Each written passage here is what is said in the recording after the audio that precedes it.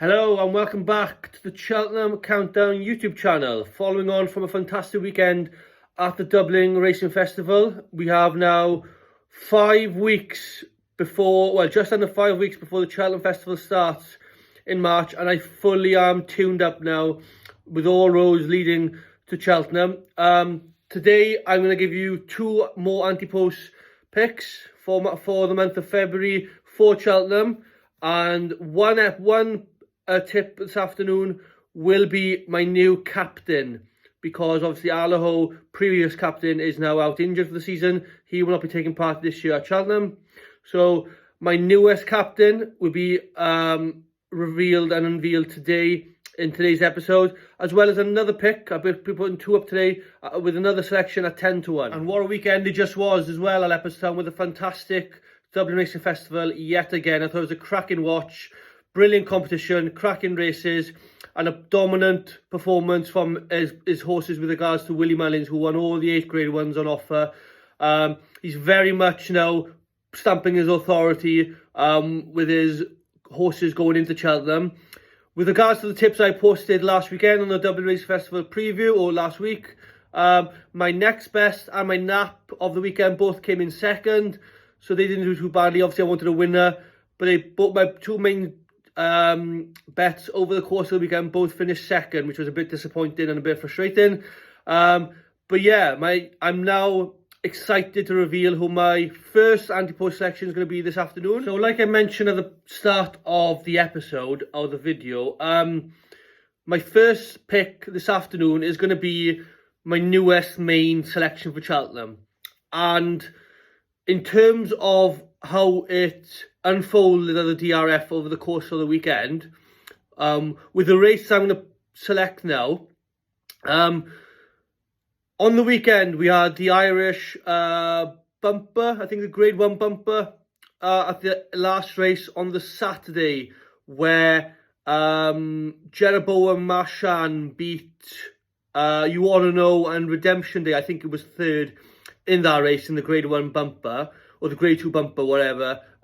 It's a graded race at the DRF, I know that. And Jeroboam Marchand was a worthy winner. He ran very well. He cleared away from the field in good style towards the last couple of furlongs, last furlong. You All Know did well to finish in second, and Redemption Day finished third, like I said. News broke then a couple of days later that Jeroboam Marchand, the winner, was going to be ruled out for the rest of the season with an injury, or ruled out for Cheltenham with an injury. He was initially put as the favourite of the champion bumper at Cheltenham, following on from his win at the Dublin Racing Festival, which knocked off a few couple of price or points on Jalon Dudery, on Romeo Coolio and Jasmine DeVoe, the couple of 3 horses behind Jeroboam Marchand in the Antepost market at that time. So at that time, you had Antepost favourite was Jeroboam Marchand, Jasmine DeVoe, Jalon Dudery, and I think Romeo Coolio was the 4th market favourite at that time.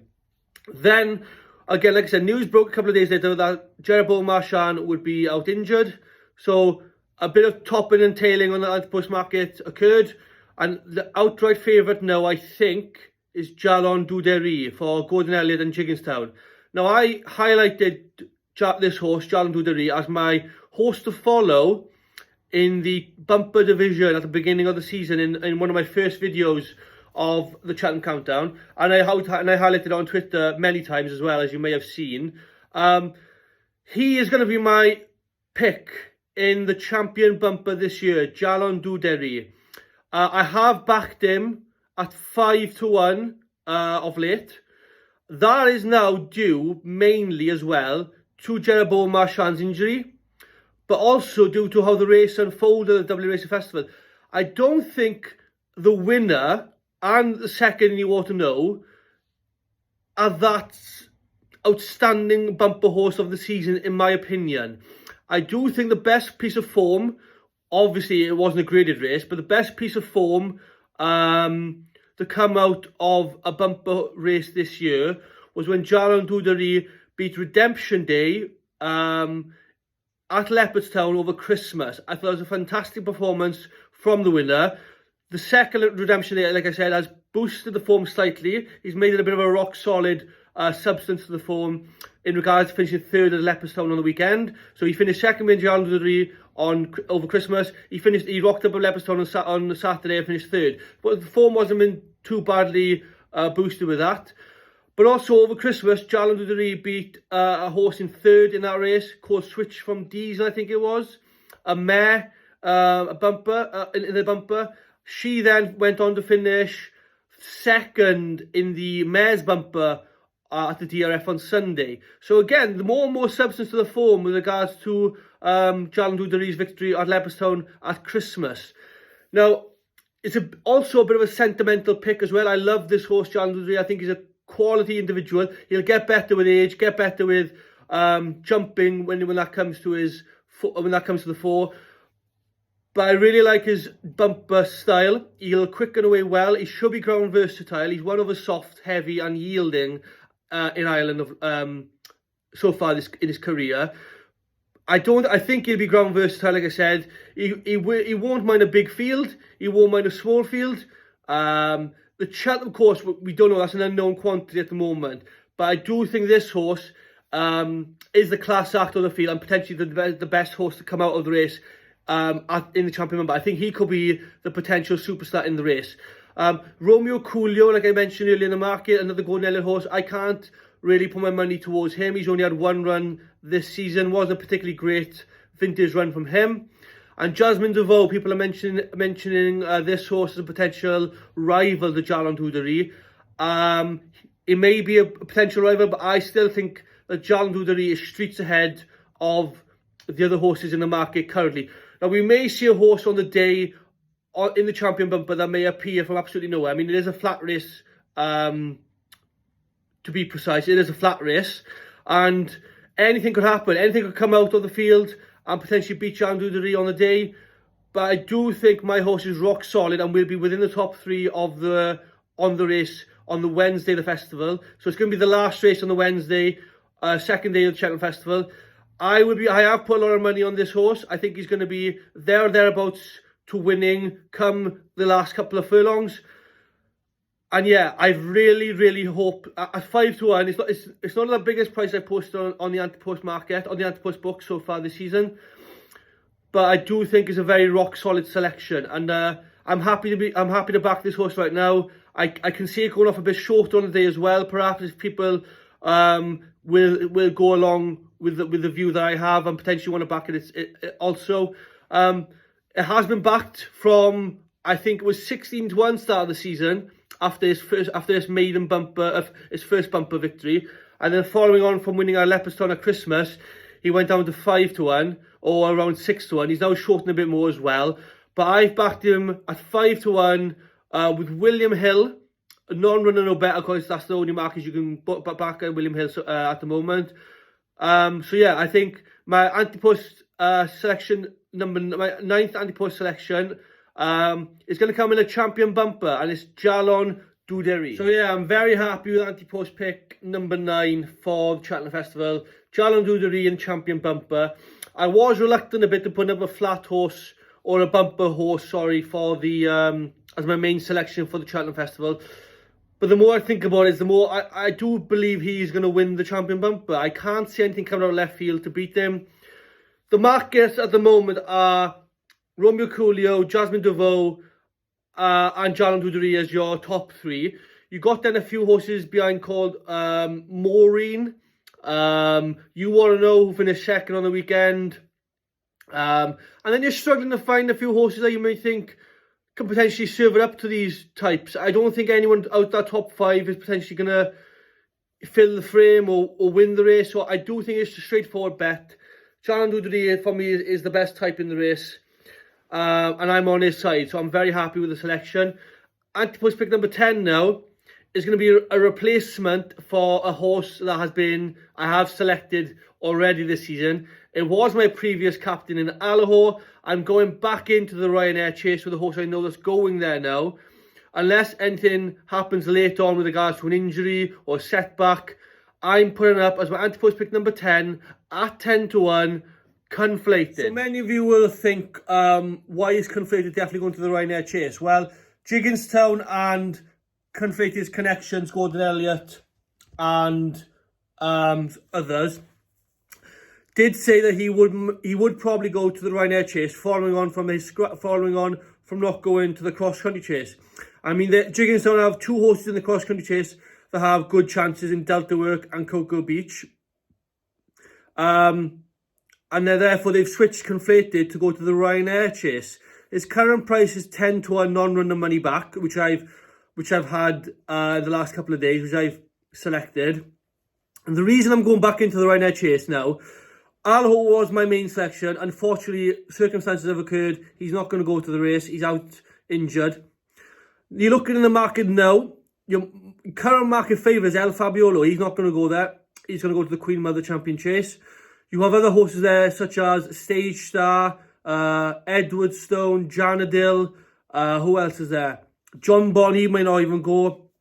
And then you're struggling, I think, to find decent value, potential horses that can finish each way. It's quite an open race, I think. Without Allaho in the race, it's quite an open race, in my opinion. I may have missed out someone in that list, but in my opinion, Conflated is a decent price. He's run in the race before.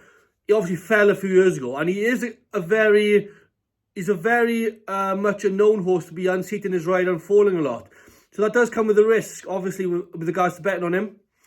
But last year at Cheltenham, I thought he ran a stormer, a cracking third in the Cheltenham Gold Cup behind Galloping the Champ and Brave Man's Game. I thought that was an absolutely brilliant run from him. He's run twice at Leopardstown this season and unseated twice.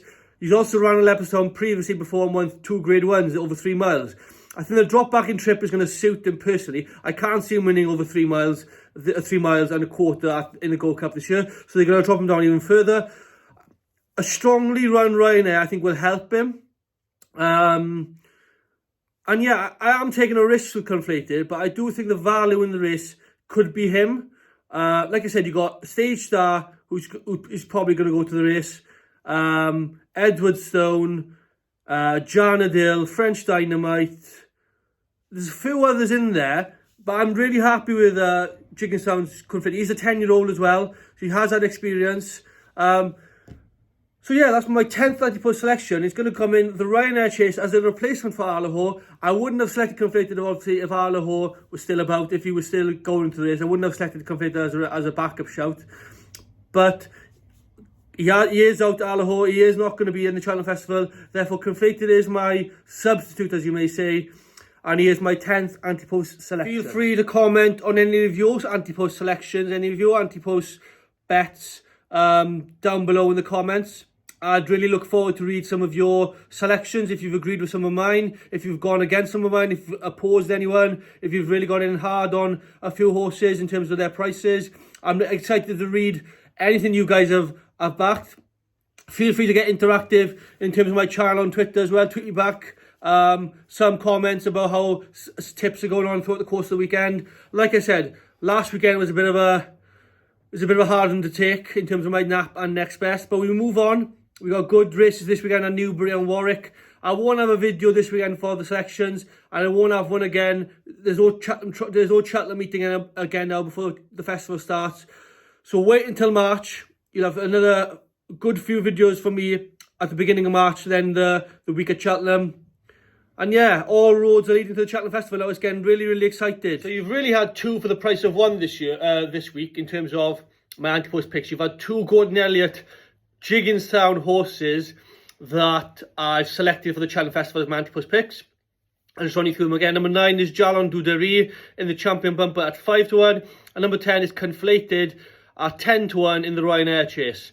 The list is underneath this video in the description about who else I've selected from number 1 to 8. There are a few in there that are no-go anymore. For example, Letsbeclearaboutit, the National Chase, no-go, and obviously Allaho is a no-go. The other 6 are down in there as well. The whole list is down there. I'll add these 2 to the next video, and in the next video will be in March. It'll be the beginning of March.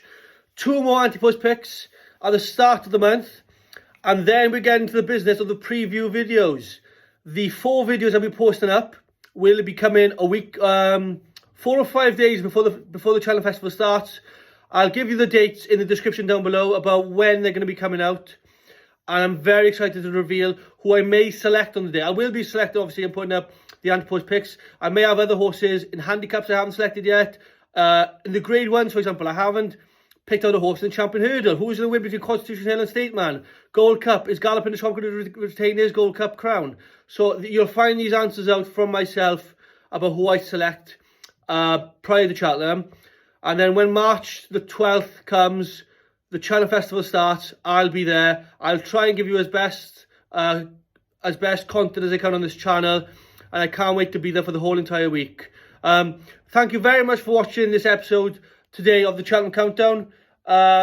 Enjoyed giving you my two newest Antepost selections in terms of my newest big captain and my replacement in the Ryanair Chase. I won't have another video out in February now unless something drastically happens in terms of my selections or news in the horse racing. But thank you very much for watching. I've enjoyed your support, enjoyed the views, enjoyed the likes. If you want to like this episode, feel free to do so. And subscribe to the channel if you haven't already. But thank you very much for watching, and I'll see you all soon.